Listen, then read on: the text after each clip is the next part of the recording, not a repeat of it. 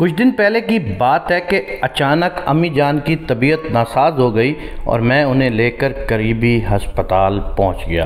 اتنے میں کیا دیکھتا ہوں کہ ہسپتال کا سینئر ڈاکٹر ارسلان جلدی سے آیا، کپڑے تبدیل کیے اور سیدھا آپریشن تھیٹر کی طرف بڑھا۔ اسے ایک بچے کے آپریشن کے لیے فوری اور ہنگامی طور پر بلایا گیا تھا۔ ہسپتال میں موجود بچے کا باپ ڈاکٹر کو آتا دیکھ کر چلایا، اتنی دیر لگا دی، تمہیں پتہ نہیں میرا بیٹا کتنی سخت اذیت میں ہے، زندگی اور موت کی کشمکش میں ہے، تم لوگوں میں کوئی احساس سے ذمہ داری نہیں ہے۔ مجھے افسوس ہے میں ہسپتال میں نہیں تھا، جیسے ہی مجھے کال ملی میں جتنی جلدی آ سکتا تھا آیا ہوں، ڈاکٹر نے مسکرا کر جواب دیا۔ اب میں چاہوں گا کہ آپ سکون سے بیٹھیے تاکہ میں اپنا کام شروع کر سکوں۔ میں اور سکون سے بیٹھوں؟ اگر اس حالت میں تمہارا بیٹا ہوتا تو کیا تم سکون سے بیٹھتے؟ اگر تمہارا اپنا بیٹا ابھی مر رہا ہو تو تم کیا کرو گے؟ باپ غصے سے بولا۔ ڈاکٹر نے پھر مسکرا کر کہا، ہماری مقدس کتاب کہتی ہے کہ ہم مٹی سے بنے ہیں اور ایک دن ہم سب کو مٹی میں مل جانا ہے۔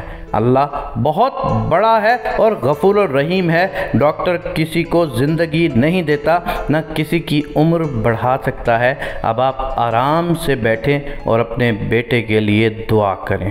ہم آپ کے بیٹے کو بچانے کی پوری کوشش کریں گے، بس ان لوگوں کی نصیحتیں سنو، چاہے تمہیں ان کی ضرورت ہو یا نہ ہو۔ بچے کا باپ بڑبڑایا۔ آپریشن میں کئی گھنٹے لگ گئے، لیکن بالآخر جب ڈاکٹر آپریشن تھیٹر سے باہر آیا تو اس کے چہرے پر مسکراہٹ تھی۔ تمہارا بیٹا اب خطرے سے باہر ہے، اگر کوئی سوال ہو تو نرس سے پوچھ لینا۔ یہ کہہ کر وہ آگے بڑھ گیا۔ کتنا مغرور ہے یہ شخص! کچھ لمحے کے لیے بھی نہیں رکا کہ میں اپنے بچے کی حالت کے بارے میں ہی کچھ پوچھ لیتا۔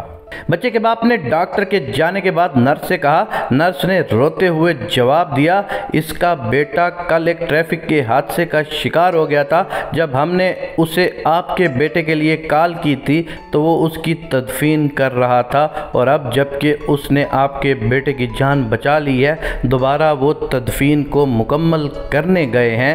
کبھی بھی کسی شخص کی ذات پر بے جا تنقید مت کرو، کیونکہ تم نہیں جانتے، تمہیں نہیں معلوم کہ دوسرے کی زندگی کیسی ہے اور وہ کن کن مشکلات میں مبتلا ہے۔ تم نہیں جانتے کہ وہ تمہارے کام آنے کے لیے کتنی بڑی قربانی دے رہا ہے۔ اس میں ایک بہت بڑا سبق ہے۔ سچی بات ہے، ہم بعض اوقات حقیقت سے بہت دور ہوتے ہیں۔ جب ہمیں حقیقت کا علم ہوتا ہے، پھر سوائے ندامت اور شرمندگی کے ہمارے پاس کوئی الفاظ نہیں ہوتے۔ اسی لیے کہتے ہیں کہ پہلے تولو پھر بولو، تاکہ تمہارے بولنے کے بعد تمہیں اپنے منہ سے نکالے گئے الفاظ پہ کبھی بھی رنج و ملامت نہ ہو۔ حضرت علی علیہ السلام کہتے ہیں کہ ہمیشہ بولنے سے پہلے سوچ لو، کیونکہ زبان سے نکلا ہوا لفظ اور تیر کمان سے نکلا ہوا تیر کبھی واپس نہیں آتے۔ زبان کا زخم کبھی نہیں بھرتا، حالانکہ تیر کا تلوار کا زخم بھر جاتا ہے۔